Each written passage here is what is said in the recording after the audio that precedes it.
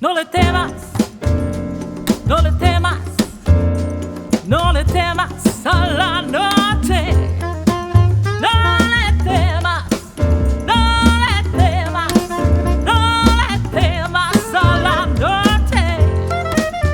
Deslizando la...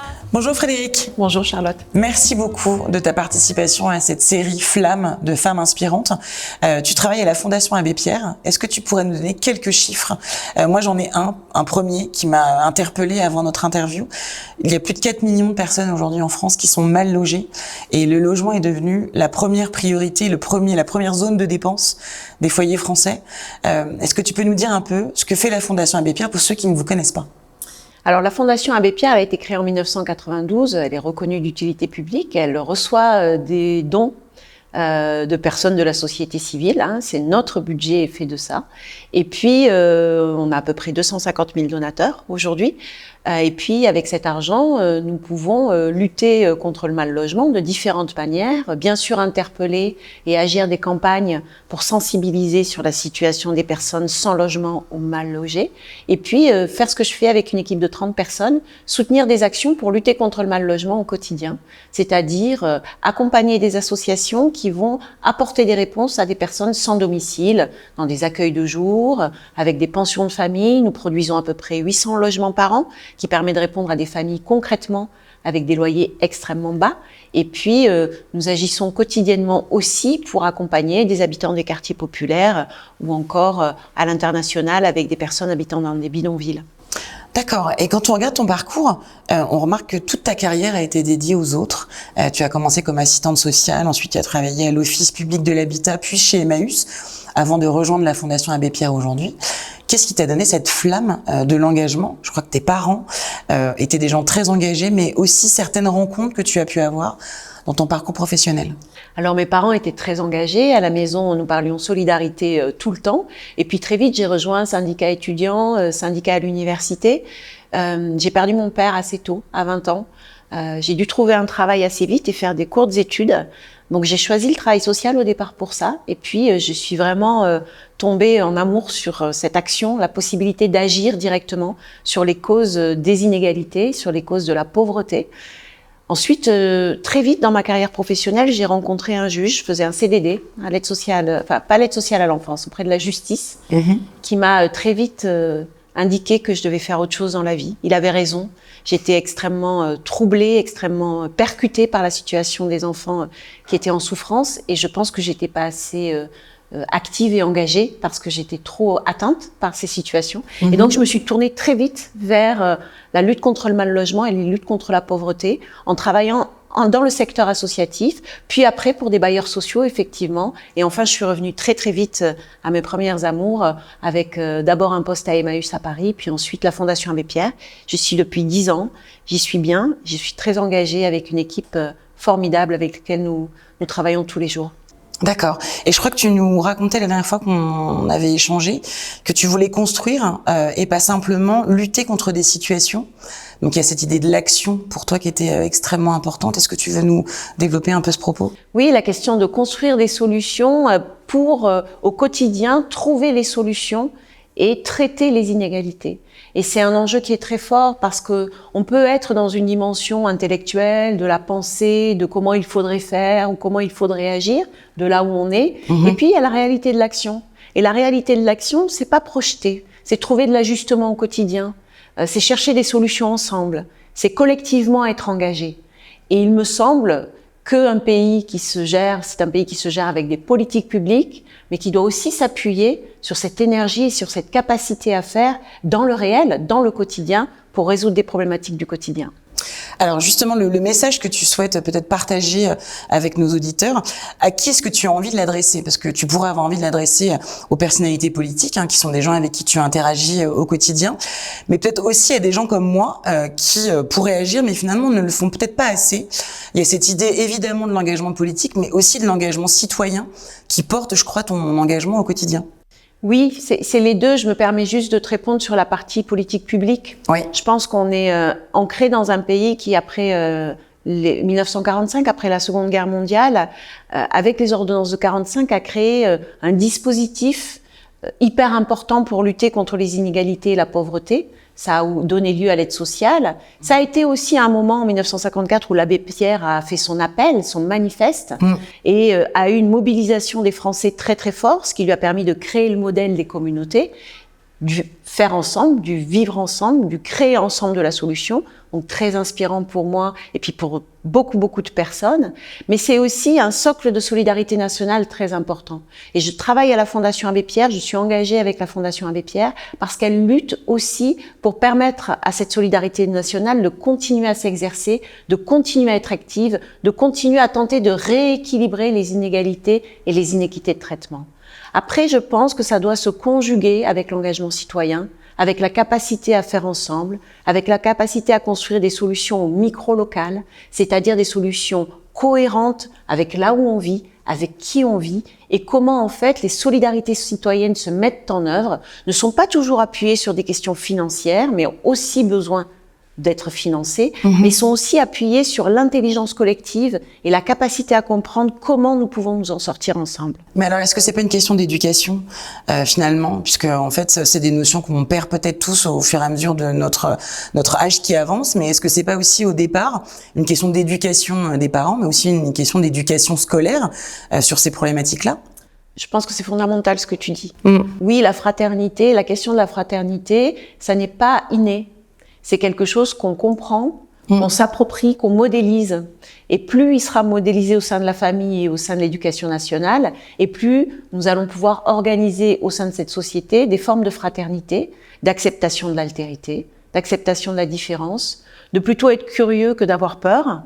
Et ça, c'est quelque chose qui se diffuse et qui s'inscrit dans l'éducation dès le plus jeune âge.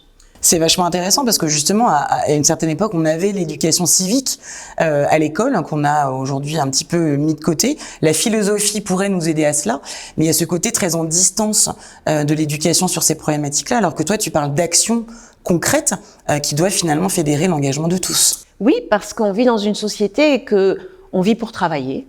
Aussi, on travaille pour vivre, surtout. Ouais. Et je crois que la question d'être ensemble et de vivre ensemble est une question fondamentale aujourd'hui. Alors c'est un peu un terme qui est un peu tarte à la crème en ce moment, mais qui, pour ma part, a animé mon parcours et continue d'animer mon parcours. Je ne crois pas à la possibilité du changement, d'une place d'un État qui dirait il faut que ça change, et d'une application par tous. Je crois que c'est quelque chose d'extrêmement transversal et qui nécessite un engagement collectif et qui peut être extrêmement puissant. Tu parlais aussi la dernière fois qu'on a échangé d'un risque de basculement, notamment en parlant des classes moyennes qui sont dans une situation qui est de plus en plus difficile. Est-ce que tu veux nous développer un petit peu ce propos qu'on oublie parfois Oui, je crois que, comme tu le dis, la notion de basculement, c'est une notion qui a peut-être été très forte et très vue et très comprise au moment de la crise sanitaire. Oui. La crise sanitaire nous a dévoilé des champs de pauvreté qui étaient présents, mais que nous n'avions plus forcément en tête. Et elle nous a dévoilé aussi ô combien avoir un logement est important, ô combien occuper un logement est prioritaire dans la vie. Et structurant. Effectivement, on peut construire son projet de vie si on est en sécurité. Et être dans un logement, c'est être en sécurité. Et par ailleurs, être dans un logement digne, c'est être aussi un citoyen digne. Oui. Et donc, déjà une première marche à l'équité et à la lutte contre les inégalités. C'est pour ça que nous pensons, la Fondation Abbé Pierre, que le premier acte, c'est de permettre l'accès au logement digne, au logement que chacun peut payer. Incroyable. Tu disais en introduction qu'effectivement, le poste du logement pèse énormément sur les ressources des personnes qui vivent en France, des Français. Oui, c'est vrai. Aujourd'hui, il y a des ménages qui gagnent 1 400, 1 500 euros par mois et qui se voient devoir payer 60% de leurs ressources pour payer un logement tous les mois. C'est incroyable. Ça pèse et ça pèse trop. Et ça n'était pas le cas il y a 25 ans. Donc, il y a une dégradation. Et oui, les classes moyennes basculent du côté de la pauvreté parce que le logement notamment, ou l'électricité, le gaz, la nourriture aujourd'hui, l'alimentation, ont flambé et créent un impact extrêmement fort sur les ressources et ne permet pas un reste pour vivre, pour se déplacer parfois. Les loisirs, je pense que c'est parfois très loin pour certains ménages. Et alors les vacances, c'est extrêmement loin. Donc on a un problème d'inéquité de traitement et d'inégalité sociale qui font que certains travaillent pour juste se garder leur place. Justement, là, par rapport à ces 25% de personnes je rappelle qu'il y a qui sont 330 sans 000 logement mais qui personnes travaillent, qui sont sans domicile aujourd'hui tu avais en France, notamment qui n'arrivent même abordé pas un à accéder exemple au logement. qui t'inspirait 25% d'entre elles effectivement travaillent. d'un jeune qui dort dans sa Pourquoi voiture n'ont-elles et pas se un lève logement? tous les matins Parce malgré tout qu'aujourd'hui, pour aller travailler. leur niveau de ressources est insuffisant au regard du prix du loyer qui est imposé à l'ensemble des personnes. Oui.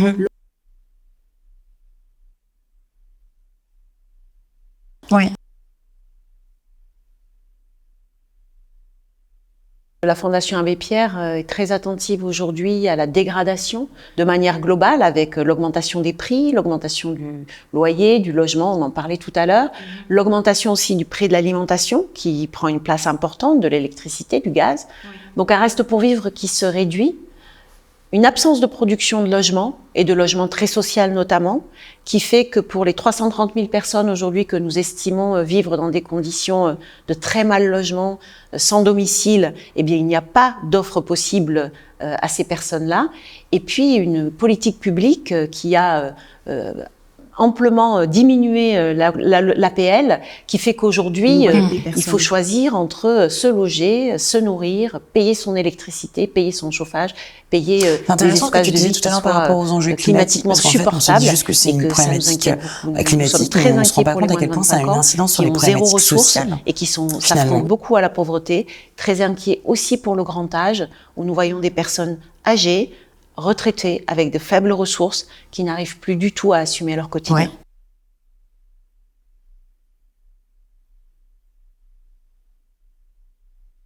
Nous sommes des sociétés.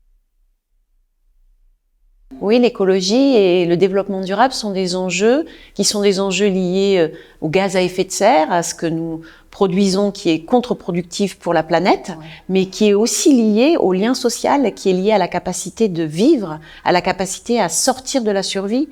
Nous sommes des sociétés modernes et nous voulons continuer à nous inscrire dans la sortie de la survie pour une équité de traitement et pour que chacun puisse trouver sa place d'un point de vue citoyen dans la dignité.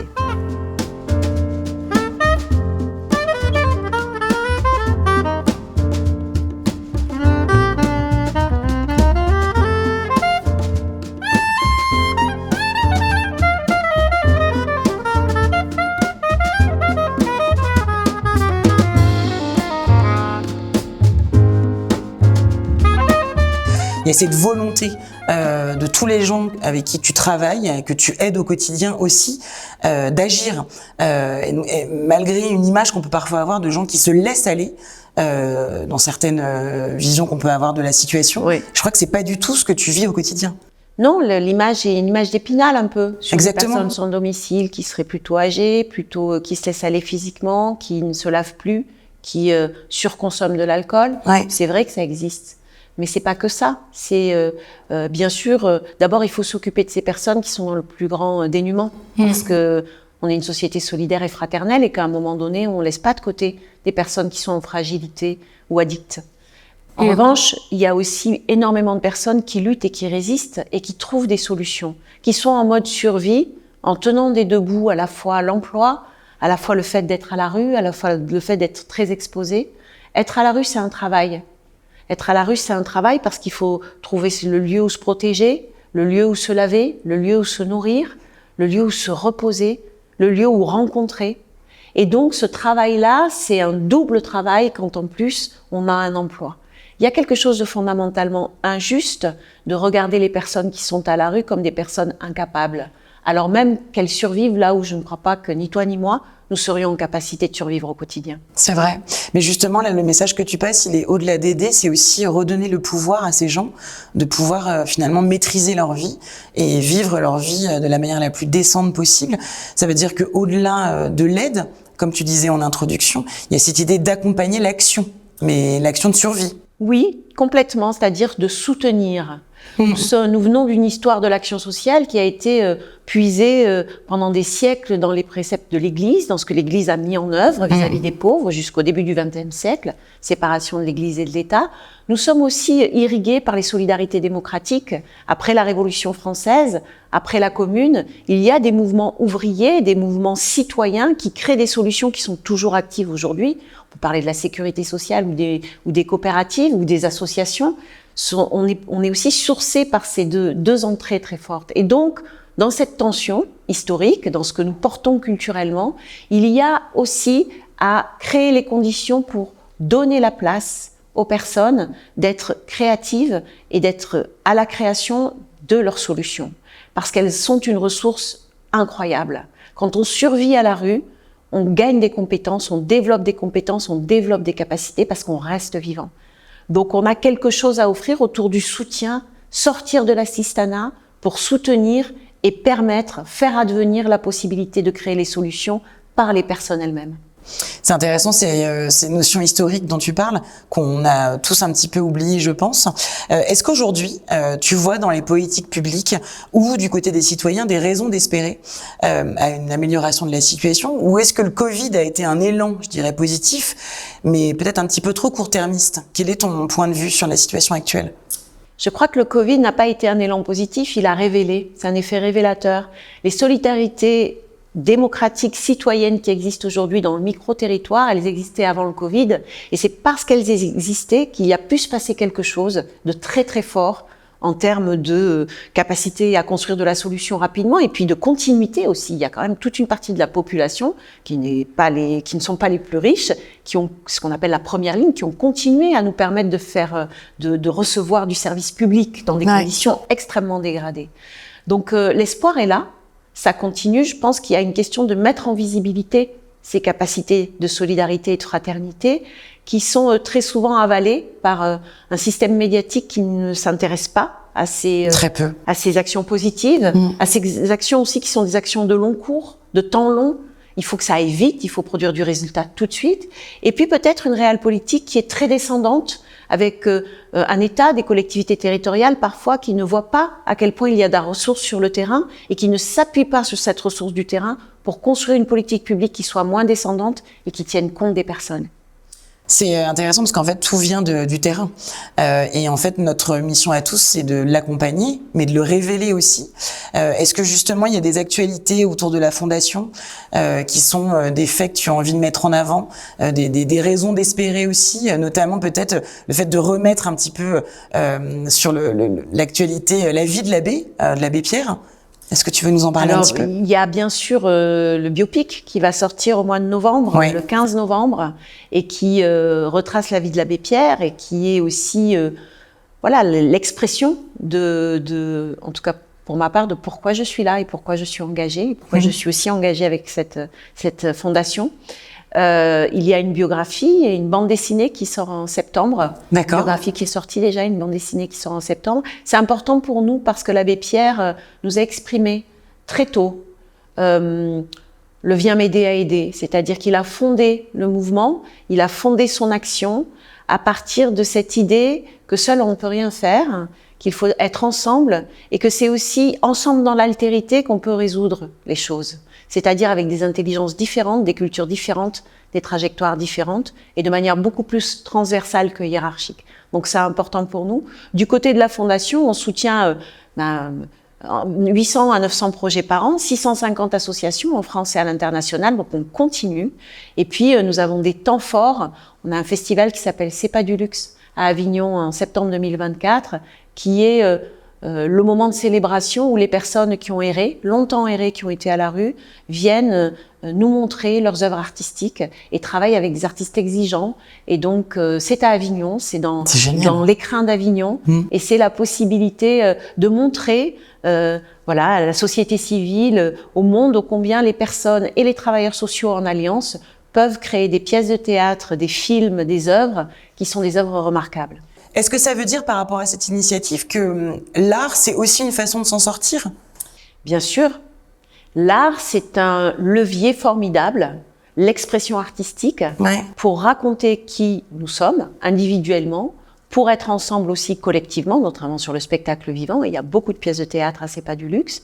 Et puis aussi, c'est un processus, C'est pas du luxe. C'est-à-dire que c'est une histoire que nous menons depuis 15 ans, où nous accompagnons les personnes et les travailleurs sociaux à être dans un espace où tout à coup les identités de celui qui a erré et les identités de celui ou celle qui accompagne se gomment pour coproduire quelque chose ensemble.